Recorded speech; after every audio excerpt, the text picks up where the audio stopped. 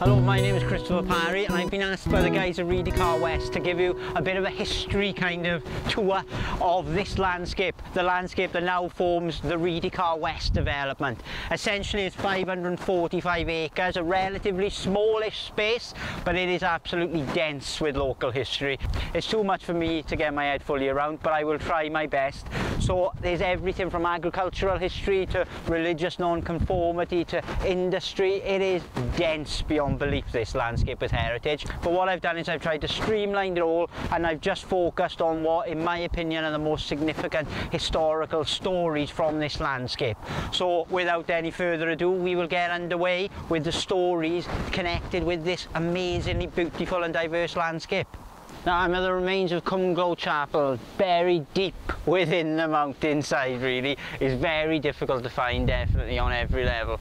But this is where perhaps the most unique story starts, long before the names of kind of Crochets or guests or anyone that you associate the 19th century with or the iron history with. Long before all of them, there was usage on this landscape, and Merthyr was being used as well. Now relatively little is known about Merthyr in the 1600s. You know, we know there were people here, and we certainly know there was agriculture going on this landscape like there was in many parts of Wales. But the key part of another thing that was going on in this landscape is that agriculture was helping non-conformity thrive. Now what I mean by that is religious non-conformity, something that started really in the 16th and 17th century in Britain, when the monarchy were trying to bring the whole country under one stable religion, Protestantism. And to do that, they basically adapted a lot of Protestantism and added some Catholicism into the mix, and this pushed a lot of those staunch kind of Puritan Protestants out, because they didn't want their religion infected with this other religion, Catholicism.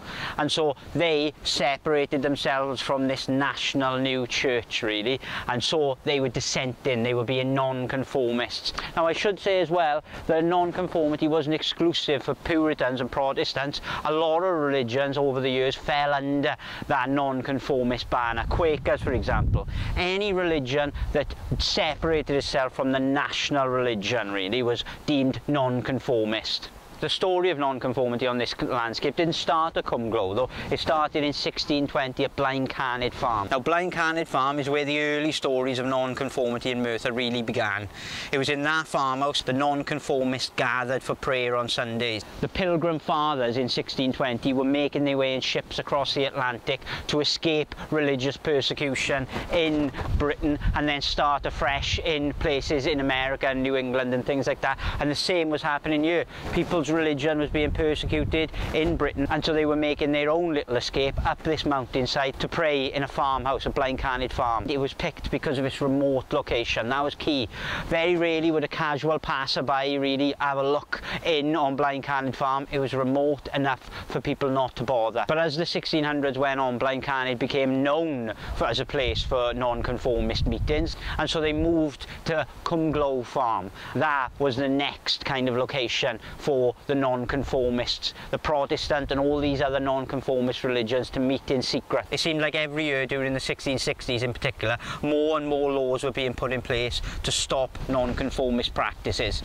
Non-conformists were not allowed to take part in local government. Non-conformist clergymen were forced to use an established prayer book, and if they disobeyed they would be stripped of their livelihood. And then in 1664 an act was introduced that forbade more than 5 people meeting for a particular service or anything like that, obviously apart from the established religion.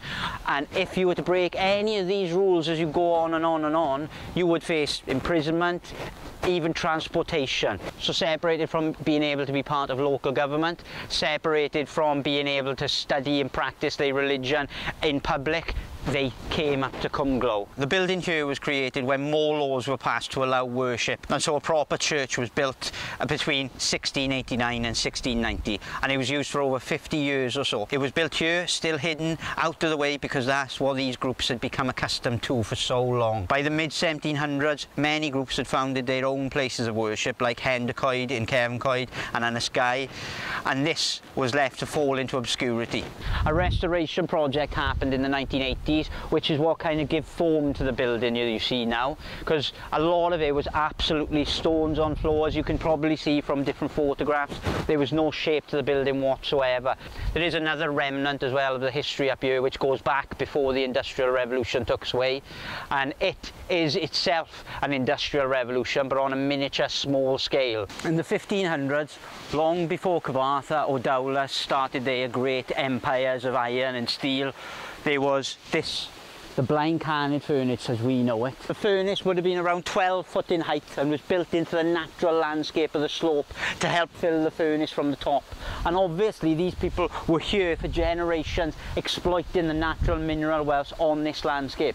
We've got no idea of how this furnace works into all the other furnaces, the ones in Pontegwaith, the ones down in Troydrew, all these 16th and 17th century furnaces that we know so little about but are so unique because they are Merthyr's iron industry before we became a world centre. It was the small beginnings of Merthyr's iron and steel heritage essentially. We do know they would have used charcoal as a fuel, which is another reason why they're in the woods here, to take advantage of all the woodland for furnace material, and also right next to the river here.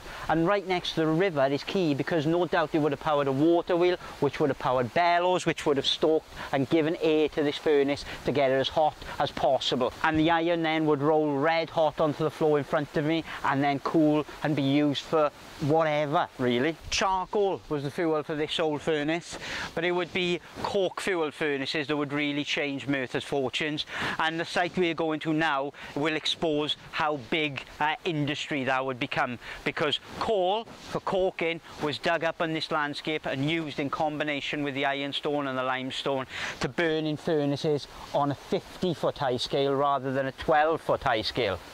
These are the remains of Cwm Pit, one of the many pits that were founded on this landscape. Coal that was taken from these sites was coked and used as fuel in the furnaces exclusively at Kavatha, because Kavatha had exclusive use of pretty much the whole landscape on this site. Anthony Bacon founded Kavatha Ironworks in 1765, again quite a long time before the Crochets got involved, but when he took over the lease for the land that would become the giant of Kavatha, Kavatha only had one furnace. It was so rich in minerals that they actually called this place Anthony Bacon's Mineral Kingdom. That's how it was known to people in London and further afield. Coal seams and ironstone were literally bursting off through the landscape. You could see it just by wandering round, and you can still see it just by wandering around today in fact. The quality of the coal seams was second to none as well, but the iron ore was key as well. At the time it was very high quality iron ore. Miners used the term pins to describe the nodules of iron that they see in the landscape, and there's an area on this landscape known as black pins, and that was where iron ore was taken from. But if you were in the 19th century or 18th century, you would know just by hearing that name, black pins, that meant black iron ore, and that black colour signified the best ironstone that could be had in this area, black with yellowish spots. At first patching was used to get the iron ore and the coal out, which is a rough and ready form of open casting. You essentially find a seam, find a deposit, dig down and around until you've got everything out, and then move on to the next. All of the minerals were then carried on a canal that stretched from Brine Carned for 2 to 3 miles all the way up to the Kavatha furnaces. Now this canal was in use during Anthony Bacon's time at Kavatha, and the earliest reference we have to it opening is back in 1777, but there's no doubt that it was opened before that, and there are remains of that canal still in existence along this landscape. The canal would have carried small boats that were pulled by manpower back and forth, taking the minerals up, bringing the empties back, and so on and so forth. And that was used right up until the time where steam engines and technical evolutions took over the canal really, and slowly but surely the canal fell into disrepair. It was overcovered by tips, and a lot of it just was forgotten. Industry built upon industry. The patching method, like the canal, also became replaced. It was redundant because it wasn't accessing the amount of minerals that Kavatha needed. By the 1850s, Kavatha was using 160,000 tonnes of iron ore alone. It was using 850 tonnes of coal every day. It was a massive industry, and so bigger and better pits needed to be put in place to get this raw material. And that's where Cwm Pit, Cwm Glow Pit, Glenderris, all of these other pits were founded, and they were founded underneath the Crochets, who would eventually take over Kavatha Ironworks after Anthony Bacon died, and then take Kavatha and this whole site into the next level of industry, the next evolution. This is the remain of a giant chimney stack on this site associated with Cwm Pit as well. In 1850, a journalist came to investigate all manner of different kind of parts of Merthyr, and looking at the mining and coal mining and industry was a key part of that investigation. And so he asked Robert Thompson Crochet if he could investigate his coal workings and his mines across this landscape, and he was guided by Mr. Kirkhouse around the landscape here, and he gave an amazing little description of walking towards Glenderris Pit. The tram road we advanced on was one mass of black water and mud, having treacherous holes which reached high over boots. The signs of mineral traffic were on all sides visible. Inclined planes worked by steam engines and leading to galleries below locomotives dragging long trains and trams loaded with ironstone and coal. Horses similarly occupied on short lines heading from various pits to the trunk line, weighing houses for the register of each man's work and regulation of quantities raised. Hauliers, engineers and other workmen all engaged our notice as we walked along. So he descended Glenderris Pit as well, and he was amazed by the skill of the miners, working everything by hand, just amazing skilled workers. He stopped to have some lunch with them underground and noted how cheerful and wonderful they were. All their lunches was bread and cheese and that's it, and they were joking and laughing. And while they were joking and laughing, he even noticed that they had created art using chalk. They were literally taking lumps of chalk and then drawing pictures of horses, of churches, of men fishing, all on the walls and the drams underground. It's a forgotten kind of history really. Life expectancy of a miner back in Merthyr in the 1850s when that journalist came was 42. That was how long they were expected to live. It was a harsh, short life.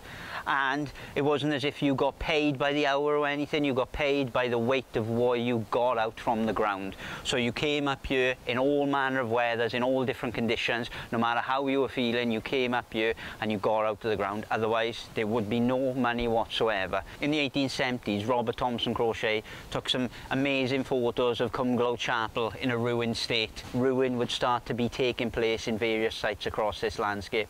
And well into the 20th century, nature had fully claimed everything back.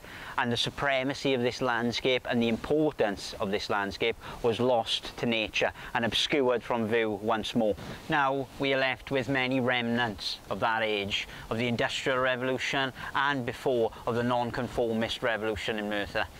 We're left with these remnants that to the casual observer might not mean much, but are very key and important to Merthyr's history and heritage going forward. Hopefully one day, as access to the site improves, as our knowledge of the site improves, because we've forgotten so much about this place, but hopefully when all that improves, this site will be once again kind of admired and revered for its historical importance, as it should be.